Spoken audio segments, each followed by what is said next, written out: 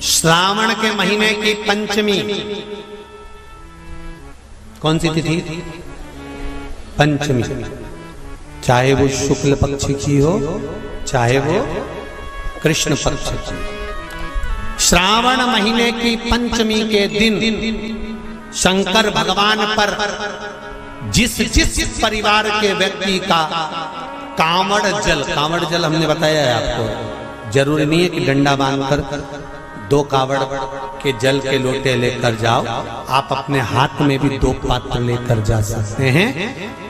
पंचमी तिथि के दिन हाथ में 2 लोटे जल के, 2 कलश जल के जब हम शंकर भगवान को चढ़ाते हैं तो ऊपर जो कमंडल होता है शिव जी के ऊपर जलधारी होती है, जिसमें जया, विषहरा, शामली बारी, दौतली और देव, शंकर भगवान की 5 बेटियां जिसमें विराजमान होती हैं। जब हम जल समर्पित करते हैं, हमारे पीढ़ी में, परिवार में अगर कोई अधोगति में मर गया होता है, कुंवारी अवस्था में चले गया होता है, गर्भ में मर गया होता है, गर्भ के बाहर निकलकर भी अगर कुंवारी अवस्था में चले गया होता है, तो श्रावण महीने की दोनों पंचमी पर परिवार का अगर कोई एक व्यक्ति भी जल चढ़ा देता है शंकर भगवान पर, तो सर्प की योनि में नहीं पड़ता, जीव मुक्त हो जाता, प्रेत योनि में सर्प की योनि से मुक्त हो जाता। महाराज, हमारे यहाँ सांपों की पूजन कौन से दिन होती है, कौन सी तिथि में करते हैं? जम के बोलो जरा। नाग पंचमी। नाग पंचमी का मतलब क्या है? सांपों की पूजन करो।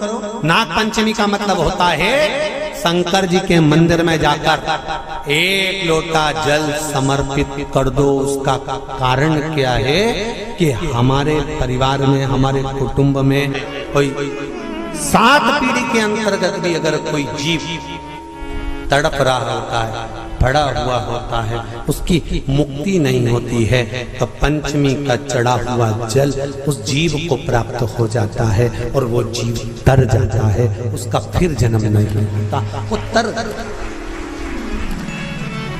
इसको मुक्तता का ये मुक्ति, ये मोक्ष। चाहे नाग पंचमी हो, चाहे श्रावण महीने की शुक्ल पक्ष की, चाहे कृष्ण पक्ष की पंचमी हो, और समझ लो अच्छे से, श्रावण महीने की पंचमी के दिन देवाधिदेव महादेव पर चढ़ाई गई शमी पत्र आस्तिक मुनि का नाम लेकर, कौन से मुनि? आस्तिक मुनि का नाम लेकर शमी पत्र को वापस उठाकर उसको अपने दरवाजे की चौखट पर कहीं पर भी या द्वार पर कहीं पर भी एक ओर रख देने पर घर के अंदर, बगीचे के अंदर सर्प प्रवेश नहीं करता। ध्यान रखिए, सर्प प्रवेश नहीं करेगा। शमी पत्र समर्पित करने पर उस शमी पत्र को आस्तिक मुनि का स्मरण करने, कौन से मुनि है? आस्तिक मुनि का स्मरण करने पर भीतर घर के अंदर बगीचे में सर्प भी प्रवेश नहीं। उस शमी पत्र में जया, विषहरा, शामली बारी, दौतली और देव, ये 5 कन्याओं का भाव प्रकट हो जाता है और वो कन्याएं हमारे घर के द्वार की रक्षा करती हैं। तुम्हारे घर की बहन बेटी क्या करती है?